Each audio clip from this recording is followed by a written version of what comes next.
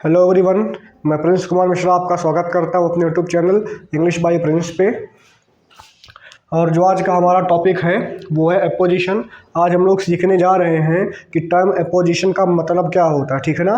अब देखिए, हमारे इंग्लिश में एक चैप्टर, जब आप लोग ग्रामर पढ़ेंगे तो ग्रामर में एक चैप्टर है सिंटैक्स। क्या है बोलिए? सिंटैक्स, ठीक है ना।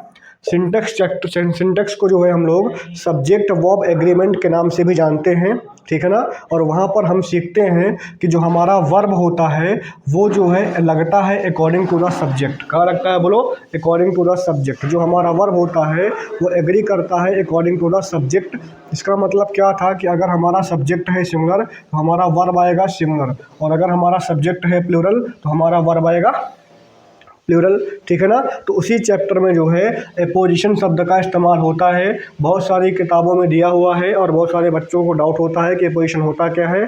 तो आज हम लोग जो है बहुत ही सिंपल तरीके से जो है एपोजिशन को सीखते हैं, ठीक है ना। चलिए देखते हैं कि एपोजिशन का मतलब क्या होता है। तो एपोजिशन को हम बोल सकते हैं कि द नाउन और pronoun placed after the subject,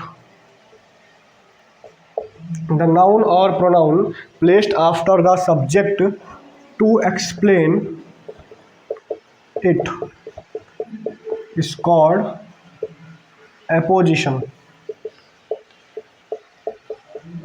ठीक है ना।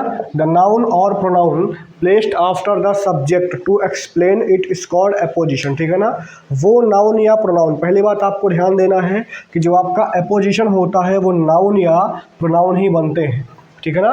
किसी भी सेंटेंस में जो एपोजिशन होता है वो क्या होता है? नाउन या प्रोनाउन। तो आपको ध्यान देना है कि किसी भी सेंटेंस में जो नाउन या प्रोनाउन प्लेस किया जाता है किसके बाद? सब्जेक्ट के बाद। किस लिए? सब्जेक्ट को एक्सप्लेन करने के लिए। तो अगर आप किसी भी सेंटेंस में किसी नाउन या प्रोनाउन का इस्तेमाल करते हो सब्जेक्ट के बाद, सब्जेक्ट को ही एक्सप्लेन करने के लिए, तो उसी नाउन या प्रोनाउन को हम लोग बोलते हैं एपोजिशन। क्या बोलते हैं? उसी को एपोजिशन बोलते हैं, ठीक है ना। अच्छा, जैसे लिखा गया है कि आई शिव कुमार एम आ स्टूडेंट।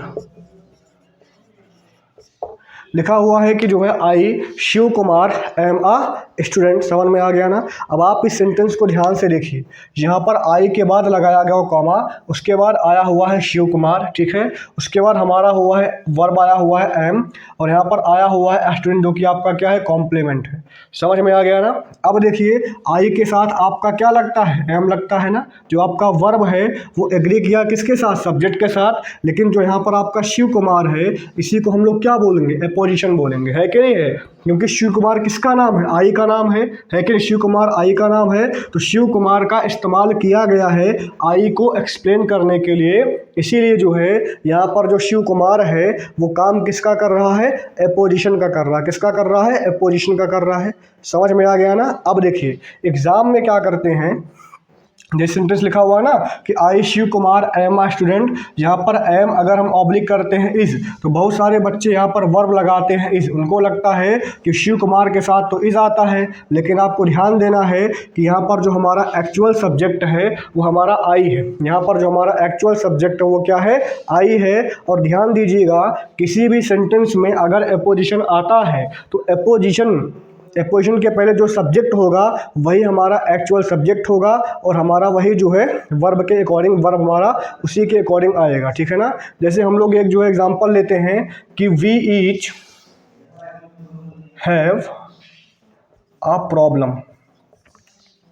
लिखा हुआ है we each have a problem. समझ में आ गया। अब यहाँ पर आप ध्यान दीजिए, ईच आपका क्या है? प्रोनाउन है, और जो हमारा वर्ब है वो क्या आया हुआ है? हैव आया हुआ है। मतलब हमारा सब्जेक्ट क्या है? वी है, और वी के हिसाब से वर्ब आएगा। लेकिन यहाँ पर ईच हमारा क्या है? एपोजिशन है, जो एक्सप्लेन करने का काम कर रहा है किसको? वी को, जो कि हमारा क्या है? सब्जेक्ट है। तो ध्यान देना है, अगर किसी भी सेंटेंस में जो है नाउन या प्रोनाउन आता है किसी भी सब्जेक्ट के बाद उसको एक्सप्लेन करने के लिए, तो उसी नाउन या प्रोनाउन को हम लोग बोलते हैं एपोजिशन। दूसरी बात, जो हमारा वर्ब होगा वो सब्जेक्ट के अकॉर्डिंग आएगा, ना कि एपोजिशन के अकॉर्डिंग आएगा, ठीक है ना। Thank you, thanks a lot.